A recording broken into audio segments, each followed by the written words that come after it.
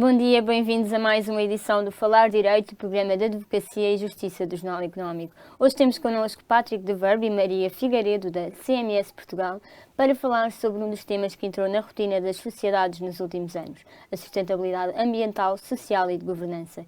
Neste escritório, como é internacional, há uma equipa global dedicada à ESG, com advogados portugueses à frente de vários processos. Muito obrigada aos dois por estarem aqui. De facto, stakeholders, investidores, reguladores exigem mais às empresas o reporte desta temática. É um desafio criar esse reporte porque envolve muitas métricas qualitativas, quantitativas. O que pergunto aqui é o que é que um advogado faz, e começo aqui pelas senhoras, que um consultor não faça, qual é o vosso trabalho e este papel no auxílio aos gestores? Bom dia e obrigada pelo convite.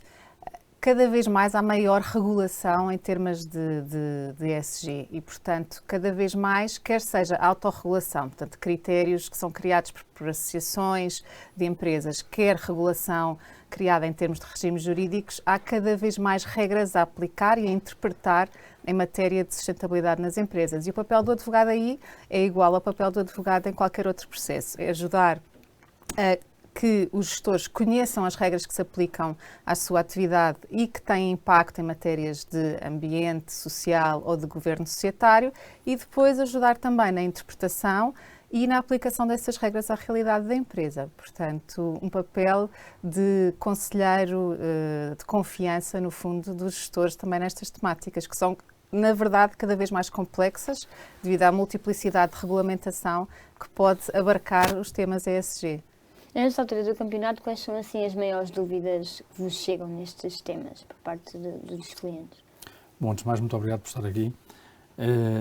Esta é uma matéria nova, uma matéria completamente nova e, portanto, muitas vezes os clientes preocupam-se em perceber como é que podem estar compliant com esta nova realidade. E essa nova realidade transpassa em várias áreas. Na área que me diz particularmente respeito, aliás, particularmente respeito aos dois, que é a área fiscal, é uma área particularmente importante. Cada vez mais os clientes e as empresas valorizam que no fundo a sua política fiscal esteja completamente compliant e nesse aspecto é importante fazer um match entre como é que uma empresa, como é que uma pessoa assegura que o seu cumprimento fiscal, a sua política fiscal corresponde àquilo que são este novo normativo, este novo enquadramento que nos é dado pelo ESG. E, portanto, a nossa preocupação é, na nossa área, em particular fiscal, é assegurar que as empresas possam estar compliant de um ponto de vista fiscal. Sobretudo num mundo que mudou completamente. Na área fiscal, as coisas desde a crise de 2008, 2009 mudaram radicalmente. Aquilo que se fazia há uns anos atrás deixou de se fazer e, hoje em dia, as empresas, os stakeholders, como diz, é fundamental o compliance fiscal. E, portanto, vou-lhe dar um exemplo, que há uns anos atrás, a abordagem às empresas e às pessoas era muitas vezes como é que podemos otimizar fiscalmente a situação de uma empresa, não é? Hoje em dia, o acento tónico está como é que podemos assegurar que uma empresa cumpre fiscalmente com as suas obrigações fiscais. Portanto, o acento tónico mudou. Uma mudança de paradigma também. Uma mudança de paradigma total. E a nossa preocupação aí é, particularmente na área fiscal, ajudar as empresas a avançarem para essa mudança de paradigma e cumprirem com as suas obrigações fiscais. Por outro lado, há também, hoje em dia, o nível de reporting para assegurar este cumprimento é enorme e aí também surgem dúvidas e a necessidade da nossa intervenção. Este nível de reporting, de facto, está a subir, a tendência é que vá aumentar. Onde é que as empresas podem esperar mudanças maiores nesse sentido? Acho que a grande mudança que vai acontecer nos próximos anos, primeiro, acho que falando no tecido empresarial português, há claramente duas velocidades. Há a velocidade das grandes empresas que estão cotadas e que estão preparadas para esta mudança, porque já têm exigências que vêm de regulamentação europeia nesse sentido. Se calhar até mais velocidades. Eventualmente. E depois um universo de pequenas e médias empresas que se está a começar a preparar para isto. Há, de facto, alterações a nível da regulamentação europeia que vão passar a alargar o âmbito de reporte. a partir de 2024, com efeitos a 2023, com a nova diretiva de Corporate Sustainability Reporting, e, portanto, é preciso começar a preparar-se para essas exigências, que vão também incluir, por exemplo, que estas empresas que cumpram determinados critérios e publiquem também a sua política fiscal, a sua estratégia fiscal, uma série de métricas. A grande dificuldade aqui na preparação é, de facto, a multiplicidade de critérios. Já falou das métricas, é muito difícil recolher dados para cumprir com obrigações de reporte e haver uma standardização, que é para isso que a Europa caminha, ou seja, ao estar aqui a exigir maior obrigação de reporte de matérias não financeiras ligadas a ESG às empresas, a Europa também quer publicar, já no final deste ano, standards de relato não financeiro ou de reporte não financeiro, para precisamente criar aqui aquilo que se tem escrito muito e falado muito, um level playing field, para que seja fácil, o mais fácil possível, comparar as métricas e os dados que são recolhidos para reportar nessas matérias. Portanto, aquilo que vamos ver nos próximos anos e presumivelmente já no final de 2022, na Europa é uma standardização, uma padronização de matéria de reporte não financeiro, de forma que todos saibamos e possamos comparar as obrigações de reporte das empresas e um alargamento dessas obrigações a um tecido empresarial mais vasto. Mas como é que isso vai fazer? Com uma plataforma comum, através de mecanismos tecnológicos? Tipo, o que é que vai acontecer no backstage para haver essa uniformização? Aquilo que se planeia é haver, pegando em outros modelos que já existem, por exemplo, o modelo da Global Reporting Initiative, que tem o primeiro padrão de reporte, por exemplo, em matéria fiscal, é pegar nesses padrões, tentar uniformizá-los. Há um trabalho dos peritos financeiros da União Europeia, da EFRAG, que vai criar esses padrões de standardização. E um dos padrões, por falar em inteligência artificial e em automatização de procedimentos, uma das obrigações que vai ser necessário incluir nestes relatos é incluir keywords que possam facilitar depois aos reguladores e aos stakeholders encontrar determinadas matérias por via de inteligência artificial nesses relatórios. Melhorar o SEO desses relatórios, digamos assim. Exatamente. No caso da CMS, tem uma equipa para esta área. O que é que fazem exatamente e como é que em Portugal está estruturada? É verdade, nós na CMS, em Portugal, a pessoa que lidera esta equipa é a Maria Figueiredo e pedirei à Maria até para falar sobre isso mais detalhadamente. Mas no contexto da CMS, como sabe, é um escritório mundial, no contexto da CMS existe uma equipa multijurisdicional que acompanha este assunto. A Maria representa não só Portugal nessa equipa, mas também no contexto desta equipa assume uma função de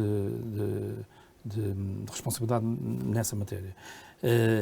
A preocupação tem sido, no contexto da CMS, identificar quais são as evoluções, as normas que têm surgido nas diferentes áreas, por forma a que possamos atempadamente avisar os nossos clientes, informar os nossos clientes das normas que têm que cumprir. Por exemplo, na área fiscal têm surgido imensas diretivas, imensas regulações que têm alterado por completo o panorama da legislação fiscal e a nossa preocupação aí tem sido, antecipadamente, fazer o alerta dessas alterações e informar os clientes dessas alterações e assessorá-los no cumprimento dessas obrigações. Nós tivemos há pouco tempo a entrada em vigor da DAC 6, que é uma diretiva que veio estabelecer obrigações de reporting relativamente a determinadas operações transfronteiriças que pudessem ter que pudessem ser consideradas, verificadas determinadas condições, pudessem ser consideradas operações potencialmente abusivas de um ponto de vista fiscal, e isto foi uma diretiva que veio impor obrigações não só às empresas, mas também aos consultores, e houve aí a necessidade de fazer um trabalho com as empresas, com os consultores, para familiarizar toda a gente com a necessidade de cumprir com essa diretiva e como é que se cumpre. Nesse caso específico, qual foi assim, a principal mudança dessa diretiva? A principal mudança dessa diretiva foi, no fundo, essa diretiva estabelece um conjunto de regras que permitem identificar determinadas características que se verificam em determinadas operações transfronteiriças e quando essas características se verificam, isso determina a obrigação de ou os consultores ou as empresas terem que fazer uma comunicação à autoridade tributária de determinadas operações que podem ser potencialmente abusivas. E isto é uma mudança radical na forma como as empresas cumprem com as suas obrigações fiscais. Tipicamente as empresas, as obrigações fiscais é a apresentação das declarações de impostos a modelo 22 para as empresas, as declarações modelo 3 para as pessoas singulares. Isto vai muito além disso. Isto é, no fundo, antecipadamente as empresas terem que identificar situações que potencialmente pudessem ser abusivas e que, por isso, têm que ser comunicadas à autoridade tributária. Portanto, isto é uma mudança completa de paradigma no cumprimento das obrigações fiscais. E a nossa função aí como advogados foi assessorar as empresas na forma de cumprir com essas obrigações e, sobretudo, alertá-los para essa necessidade. Mas não é só. Significa um acréscimo de trabalho para os departamentos Para todos. Até porque algumas dessas obrigações são impostas aos consultores. Exatamente. Mas não é só essa, há outras. Portugal aí esteve na linha da frente. Eu referi há pouco que desde a crise de 2008-2009 foram alteradas todo um conjunto de situações a nível da fiscalidade internacional.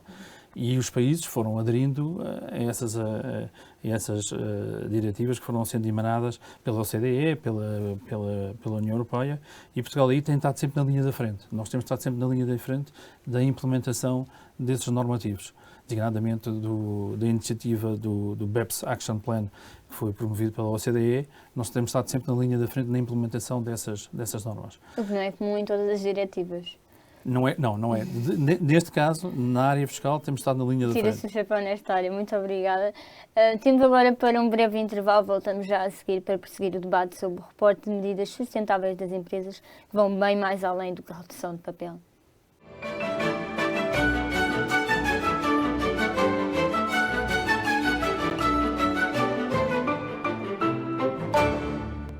Regressamos à emissão com a dupla de advogados de fiscal Patrick de Verbe e Maria Figueiredo. Estamos a falar de fiscalidade responsável, digamos assim. No fundo, como é que a fiscalidade se relaciona com esta história dos critérios ESG? A fiscalidade é uma parte muito importante desta temática ESG por várias ordens de razões. Primeiro, porque é uma ferramenta que os Estados têm para desincentivar ou incentivar comportamentos e, portanto, aí, nestes temas designadamente ambientais, é uma ferramenta importante. Mas, por outro lado, há aqui uma parte muito importante, que é a questão da fiscalidade responsável, exatamente, que é a questão desta mudança de paradigma de que o Patrick abordou, na forma como as empresas, os seus clientes, os seus stakeholders, não só os acionistas, mas todos os stakeholders do universo empresarial, olham para o que quer dizer ser um negócio responsável e o papel que os impostos e a forma como se paga impostos é realmente put your money where your mouth is e onde realmente a empresa prova que é um negócio responsável. E, portanto, há aqui toda uma mudança de paradigma que é levada também pela regulação, naturalmente, mas é que as empresas têm assumido um papel bastante pioneiro, algumas delas, em ser transparentes no que diz respeito às suas políticas fiscais, em ser transparentes em relação aos montantes de impostos que pagam em cada jurisdição, indo muitas vezes até para além daquilo que é exigido por estas normas quer europeias, quer nacionais, que são emanadas desta mudança de paradigma fiscal. Ou seja, as empresas têm a capacidade de ir, inclusive, além desta quantidade de regulação. Sim, há uma série de princípios de adoção. Trabalham há mais tempo nisso. São empresas maiores.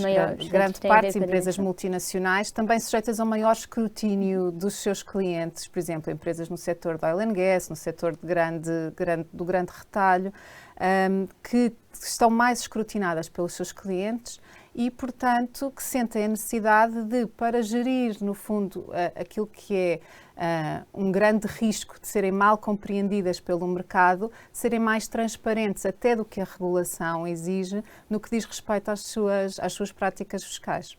Falava, lá está, no pagamento de impostos de forma responsável. Um exemplo de uma medida nesse âmbito que pode ser implementada? Vou dar um exemplo concreto de dois casos de clientes que acompanhámos recentemente lá no escritório. Um dos clientes que estava, uma grande multinacional, que estava a olhar sobre como reestruturar as suas operações, sem prejuízo, obviamente, daquilo que o Patrick fala das obrigações de ACSES, de reporte, mas que nos dizia a determinada altura: nós não estamos preocupados com otimizar aquilo que é o pagamento do nosso imposto sobre lucros. Nós queremos pagar a nossa fair share. Queremos pagar aquilo que é justo em cada uma destas jurisdições. Nós queremos saber como é que podemos fazer isto de forma a que o nosso negócio se possa reorganizar enfim, devido a esta circunstância, deste contrato em particular. E, portanto, a preocupação aqui era efetivamente o pagamento de impostos ser justo e ser compliant totalmente e reorganizar de acordo com aquilo que era a atividade da empresa. Por outro lado, por exemplo, em temas de contencioso, um caso que foi acompanhado lá no escritório recentemente, em que ao definir uma estratégia de contencioso fiscal, ali de uma discussão com a administração fiscal, o cliente nos dizia, bom, eu sou um good corporate citizen, portanto, eu quero pautar esta relação com uma total abertura e uma total colaboração com a autoridade fiscal. E, portanto, são exemplos muito concretos desta mudança de paradigma em que as empresas são também pioneiros e vão ajustando os seus comportamentos a esta mudança de paradigma também em matéria de impostos e de Num pagamentos. contexto em que as empresas estão a fazer todos estes ajustamentos, estão também a tentar cumprir com as regras e a mostrar-se mais sustentáveis, como é que, agora num prisma dos investidores, querem fazer investimentos, obviamente, em empresas que cumprem estes requisitos, conseguem, de alguma forma filtrar e evitar greenwashing, evitar greenwashers. Isso é um tema muito importante e até depois deixarei a Maria também comentar sobre isso. Mas nós cada vez mais, e vimos isso lá no escritório, quando, por exemplo, somos consultados para submeter propostas, para assessorar empresas em determinadas transações, ou quando essas empresas são convidadas para participar em concursos públicos, cada vez mais.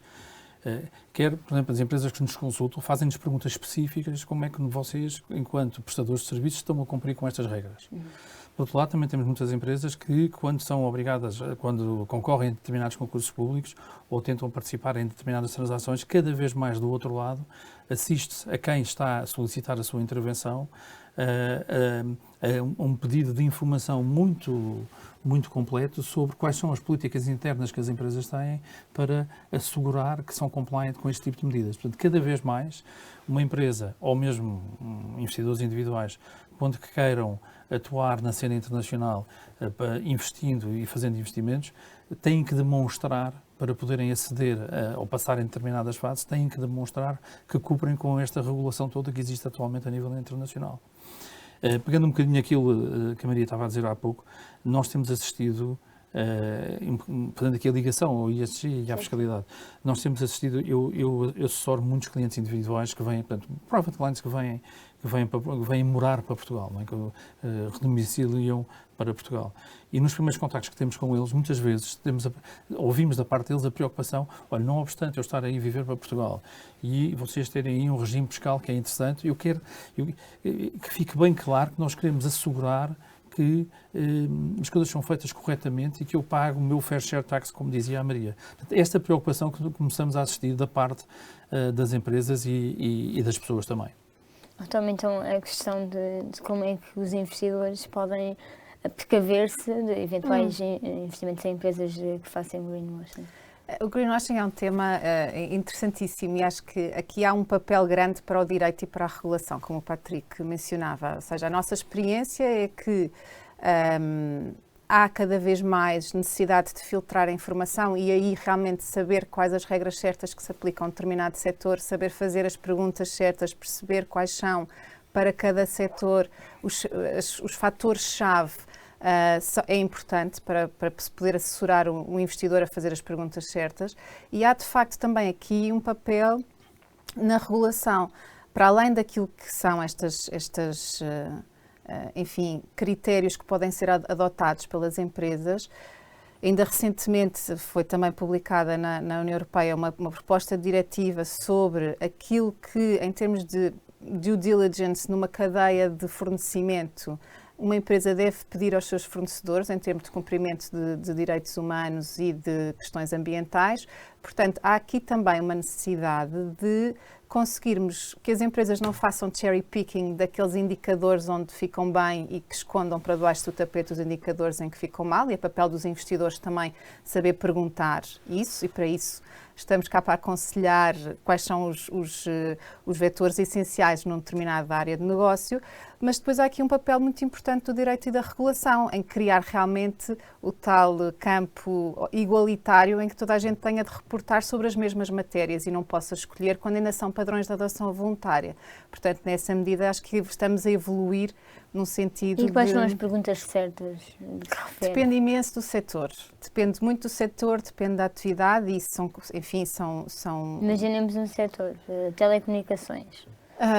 Há perguntas que são perguntas de governo típicas, que têm a ver com a diversidade, com a proteção dos direitos dos trabalhadores, ou seja, há uma série de critérios que são relevantes. Depois, que são relevantes e que são, no fundo, maior standard, dependendo, obviamente, da dimensão da empresa e que devem ser feitos em cada momento. Depois, por exemplo, em matérias ambientais, depende imenso do setor e do controlo que a empresa, dependendo de onde está na cadeia de valor, tem das suas emissões.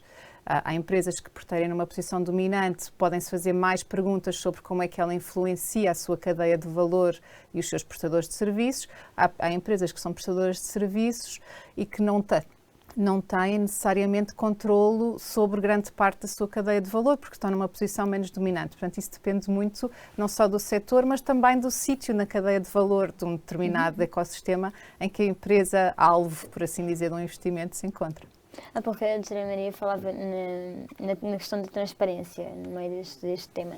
Muitas vezes estes indicadores, esta informação consta nos chamados relatórios de transparência, quer de empresas ditas normais, quer mesmo numa sociedade de advogados. São sinónimos estes temas, falar de transparência, falar de ESG? Eu não diria sinónimos, é uma consequência, no fundo, a transparência, a necessidade de ser transparente na forma como uma empresa faz a política de governance, ou no caso concreto da área fiscal da política fiscal, já existia antes e agora é uma consequência deste movimento ESG. E, portanto, eu diria que não são sinónimos, são uma consequência e são complementares. Hoje em dia, este ambiente em que estamos a viver que nos impõe isto, é essencial que uma empresa assegure que tem uma política fiscal que é transparente, que é conhecida, que é compliant com este novo enquadramento. Muito obrigada. Temas que poderá acompanhar já de seguida, depois de uma pausa de breves segundos. Continuo desse lado.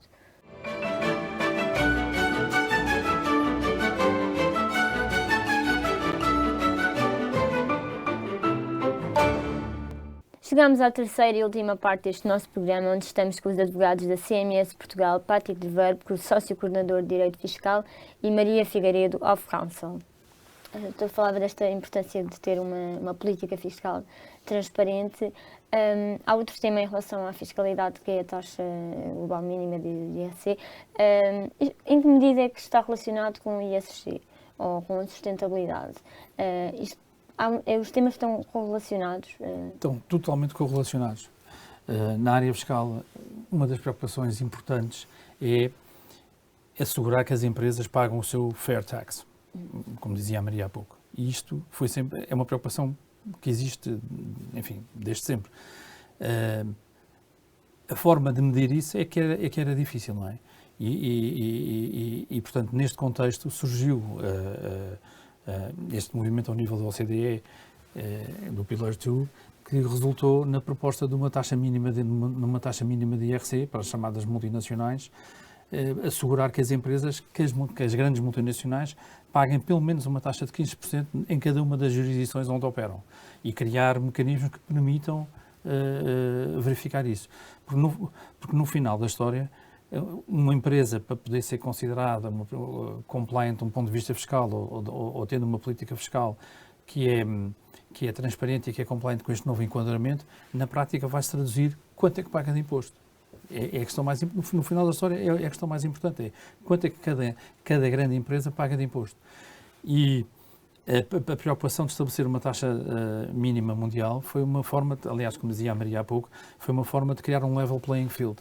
Isto é, no fundo, ao nível das grandes multinacionais, que preenchem determinadas condições, portanto, estamos a falar para empresas com volumes de rendimentos acima de 750 milhões, vai-se estabelecer esta taxa mínima. Concorda com este movimento? É defensor desta mudança? Eu concordo com este movimento. Eu concordo que era importante haver, ao nível dos organismos internacionais, da OCDE, do G20, do G7, um conjunto de recomendações e que se traduziram depois em regulamentações concretas, porque isto não poderia ser deixado ao nível de cada país em concreto, porque aí depois entra-se na competição fiscal entre cada país em concreto e tínhamos que alargar isso a um nível acima para precisamente criar um level playing field. E, portanto, eu sou favorável a este novo enquadramento, claramente.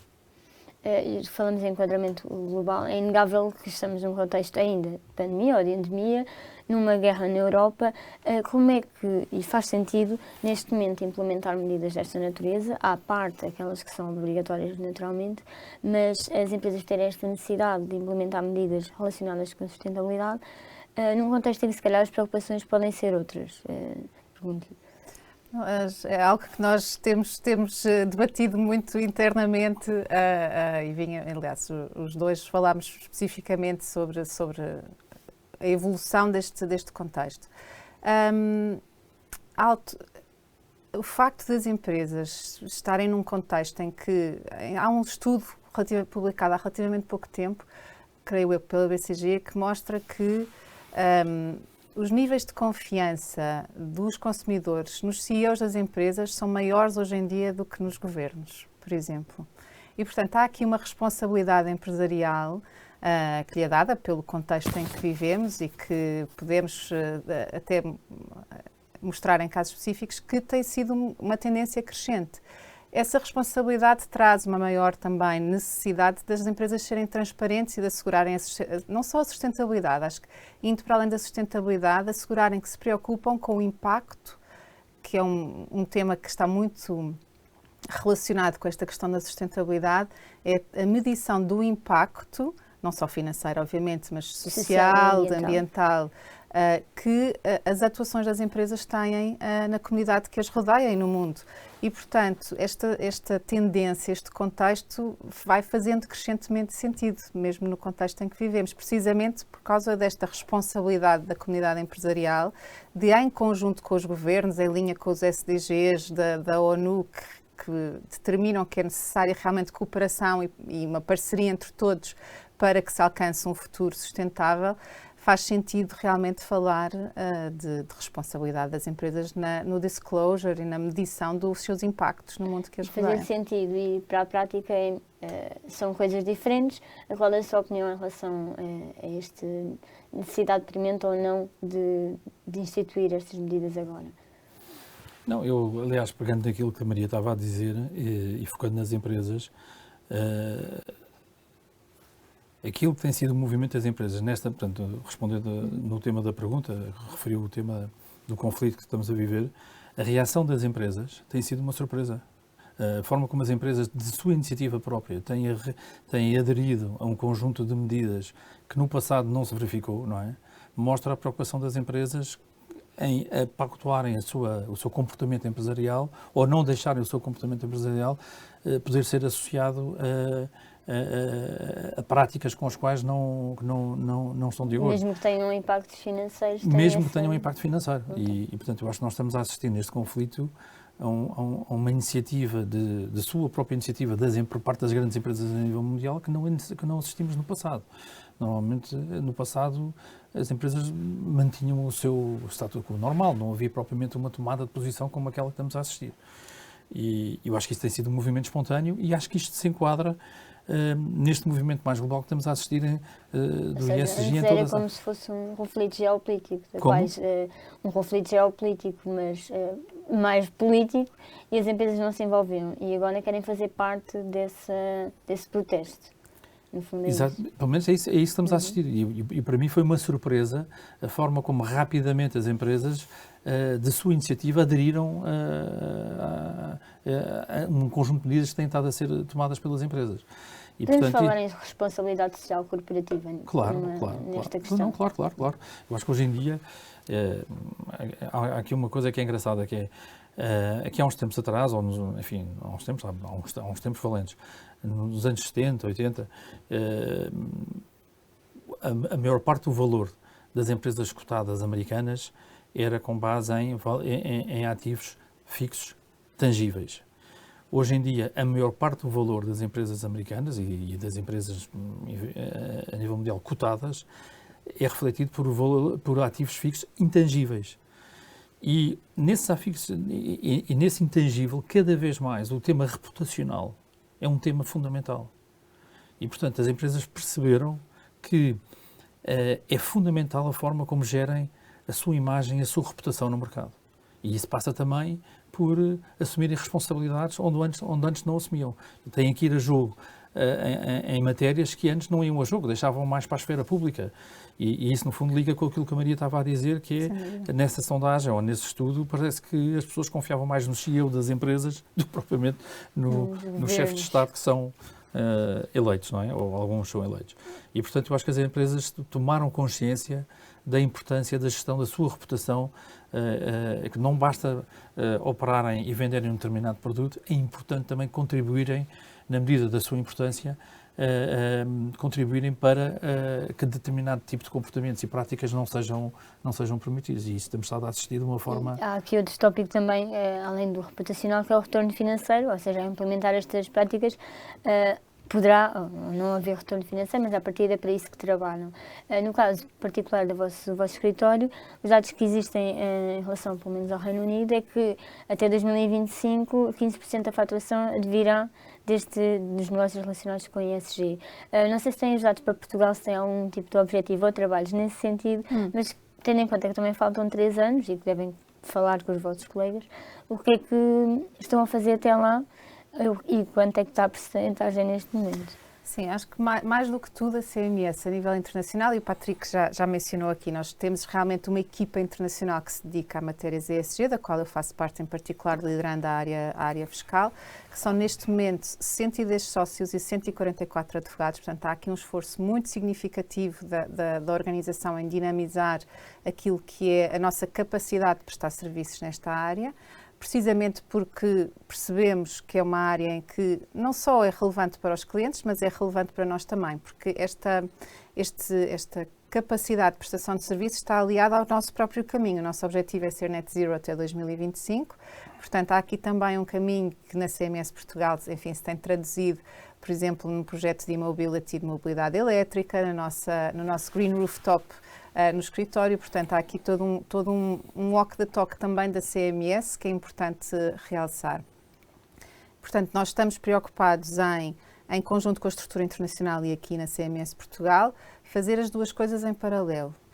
Ter o nosso próprio caminho de sustentabilidade, no qual já temos dado passos significativos, não só em termos ambientais, mas como também em termos sociais, com estes projetos que mencionei, o e-mobility, o Going Digital e a criação de um Green Rooftop, que além da questão carbónica também tem questões de saúde mental das próprias pessoas que trabalham na CMS, que promove aqui uma ligação à natureza durante o ambiente de trabalho. E, por outro lado, este caminho também que implica uma maior capacidade interna na prestação de serviços é uma decorrência do nosso impacto na sociedade que nos rodeia, ao sermos capazes, como o Patrick dizia há pouco, de acompanhar as mudanças de contexto e no papel de advogado e de conselheiro dos nossos clientes, saber o assessor também mudar. tem que estar fazer um trabalho interno. E também fazer o trabalho interno, é uma questão do walk the talk, mas efetivamente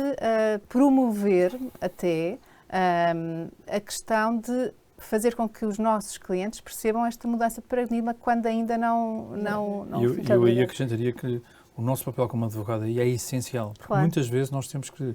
A nossa função é assessorar os clientes.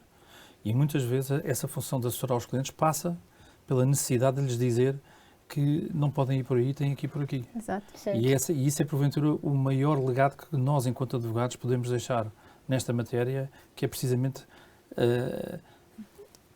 assessorar os clientes, mas indo ao ponto de dizer não podem ir por aí, têm que começar a ir por aqui. Muito obrigada aos dois. Chegamos ao fim do nosso tempo. O Falar Direito regressa na próxima semana com mais temas e novos convidados.